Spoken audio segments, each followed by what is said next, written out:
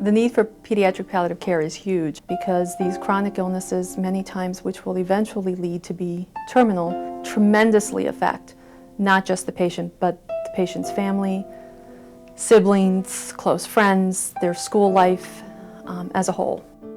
So what pediatric palliative care drives to do is to provide support systems along with symptom management to make sure that they can enjoy their life, not just in quantity, but with good quality time as well.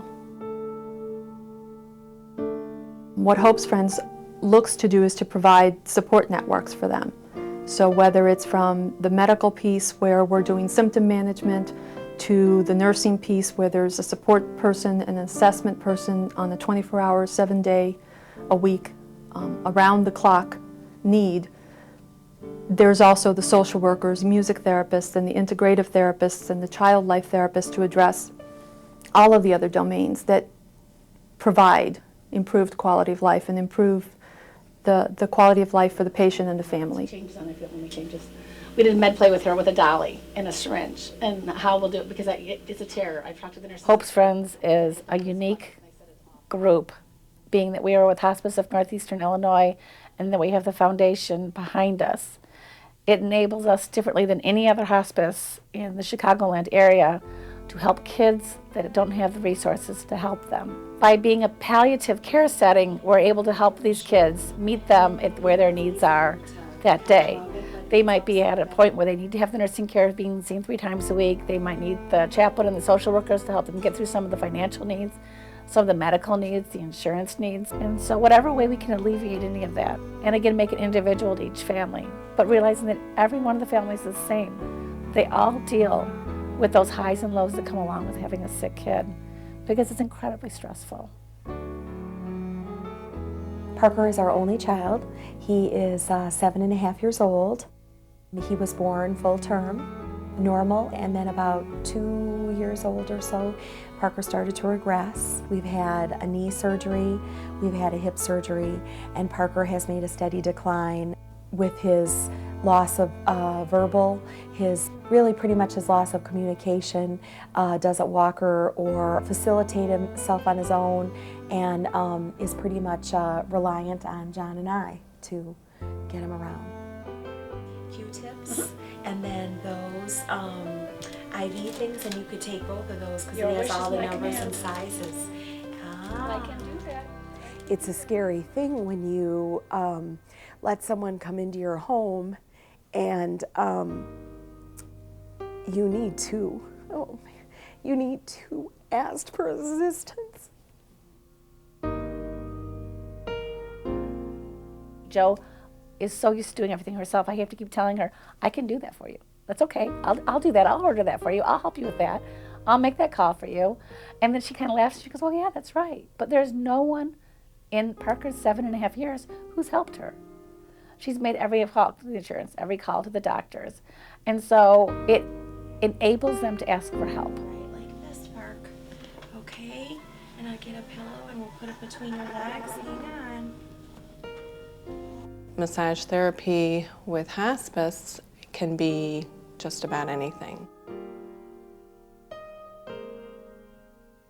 I have patients that I just do a very light holding, and that is all they need and all they want.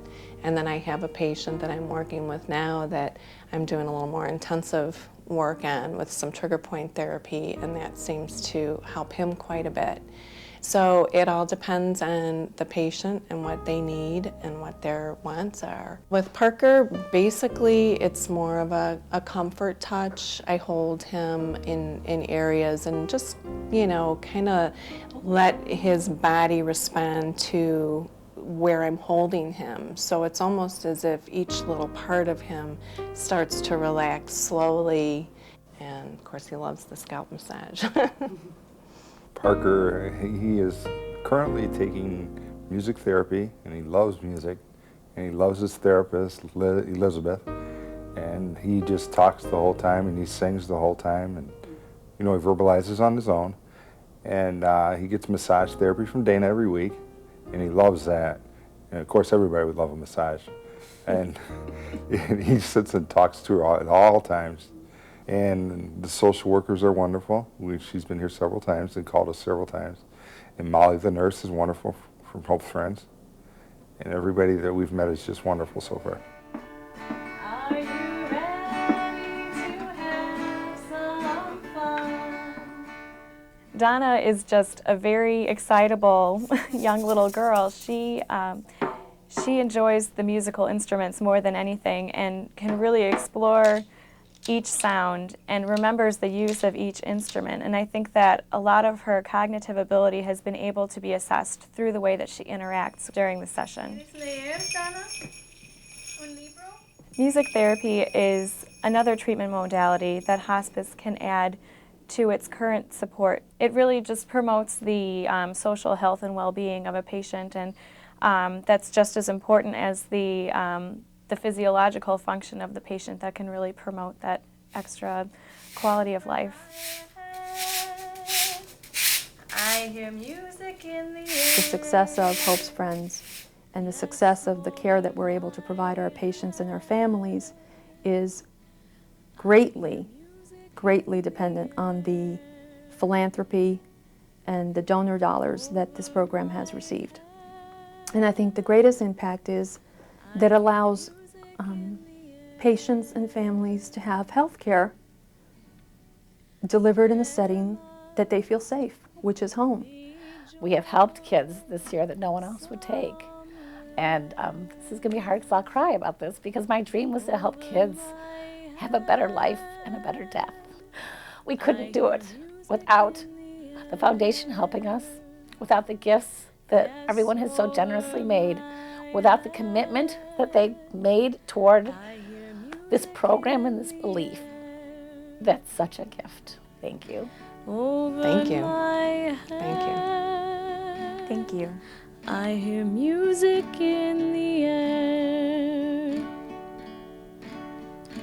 There must be hope somewhere.